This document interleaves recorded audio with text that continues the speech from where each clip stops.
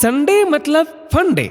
जी हाँ, हम सबके लिए संडे मतलब फन का दिन, एंजॉय करने का दिन, पूरे हफ्ते की थकान उतारने का दिन, घूमने फिरने का दिन, सैर सपाटे का दिन, होटल में अपने मनपसंद व्यंजन का आनंद लेने का दिन, नई फिल्म को देखने का दिन, शॉपिंग करने का दिन। ये लिस्ट थोड़ी और लंबी हो सकती है, लेकिन सचमुच ऐसा होता है क्या? चलिए देखते हैं सीमा की इस कहानी में। चलो ना नीरज, उठो ना, कितनी देर तक सोओगे? मैंने चाय और नाश्ता तैयार कर दिया है। सोनू को भी उसके टेनिस की क्लास में छोड़कर आ गई हूँ। सारे घर के काम कर लिए, कुछ देर बाहर जाकर आते हैं। जल्दी आकर सोनू को पढ़ाना भी है, उसका प्रोजेक्ट भी बनाना है। नीरज ने अपनी चादर को और खींचकर पकड़ लिया और कहा, बस 5 मिनट, मुझे तो बस 2 मिनट ही लगता है तैयार होने में, बस उठते ही रेडी हो जाऊंगा।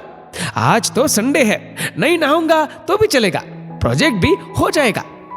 नीरज के ऐसे रवैये को देखकर सीमा का गुस्सा 7वें आसमान पर पहुंच गया। सीमा ने कहा, ठीक है, अब तभी चलेंगे जब तुम्हारी नींद पूरी हो जाएगी। मेरा क्या है, संडे तो सिर्फ तुम्हारा है। दोपहर के 12 बज गए, तब जाकर नीरज की नींद खुली तो उसने देखा कि बहुत देर हो चुकी थी। वह जानता था कि सीमा बहुत गुस्से में होगी। फटाफट बिस्तर से उठा और आवाज लगाने लगा, अरे चलो सीमा, चलना नहीं है क्या? मैं तैयार हो रहा हूं, चलो चलो जल्दी चलते हैं। सीमा ने बाहर से आवाज देते हुए कहा, अरे सुनो नीरज, ऐसा करते हैं, आज आराम ही करते हैं, शॉपिंग फिर कभी करेंगे। वैसे भी आज संडे है, सोमवार से शनिवार तुम कितना काम करते हो ऑफिस में, थक जाते होगे ना, तो तुम आज आराम करो। नीरज ने खुश होकर कहा, अच्छा तो तुम्हें शॉपिंग के लिए नहीं जाना?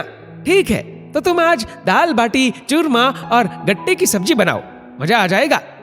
पूरा दिन वैसे ही बीत गया जैसे नीरज ने चाहा। सोमवार की सुबह हुई, घड़ी में पूरे 8 बज चुके थे, लेकिन सीमा अभी भी बिस्तर पर सोई हुई थी। नीरज ने सीमा को जगाया और कहा, अरे सीमा, 8 बज गए, मुझे दफ्तर के लिए निकलना था, बहुत देर हो गई, तुमने उठाए नहीं आज। चलो मैं जल्दी से ब्रश करता हूं, तुम चाय नाश्ता रेडी करो, आज बहुत इंपॉर्टेंट मीटिंग है मेरी। सीमा ने कहा, सुनो, आज मेरा बिल्कुल मन नहीं है जल्दी उठने का, ऐसा करो चाय नाश्ता तुम बाहर ही कर लेना। नीरज को देर हो रही थी, इसलिए नीरज ने कुछ नहीं कहा। दफ्तर से लौटकर जब आया तब देखा कि सीमा फोन पर बात कर रही थी।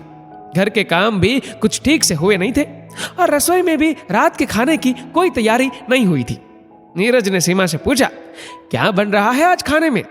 तो सीमा ने जवाब दिया, आज मेरा बिल्कुल मन नहीं था खाना बनाने का, आज ऐसा करते हैं बाहर से खाना मंगा लेते हैं, आराम से बैठकर खाएंगे, बड़ा मजा आएगा। फिर तुम सोनू का प्रोजेक्ट करवा देना, तुमने उसे वादा किया था ना। नीरज बोला, ये क्या बात हुई, मैंने आज सुबह भी बाहर खाया, फिर से बाहर, प्रोजेक्ट भी करना है। सुनो, तुम्हारा मन नहीं है तो कुछ सादा खाना ही बना दो, मुझे चलेगा। तब सीमा ने नीरज का हाथ पकड़कर उसे सोफे पर बैठने को कहा और प्यार से उसे अपने मन की बात कही। उसने कहा, नीरज, तुम तो एक बार ही बाहर का खाना खाकर बोर हो गए। तुम नहीं समझते कि सोमवार से लेकर शनिवार तक मैं सिर्फ रविवार का इंतजार करती हूँ। एक रविवार के दिन ही तो मुझे ऐसा लगता है कि जब मैं तैयार होकर तुम्हारे साथ बाहर जाऊंगी, बाहर जाकर खाना खाऊंगी।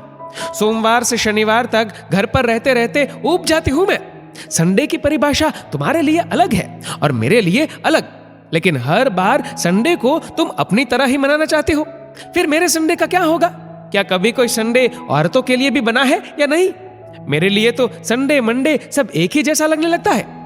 तुम भी तो कभी सोचो कि मेरे लिए संडे को क्या अलग होता है।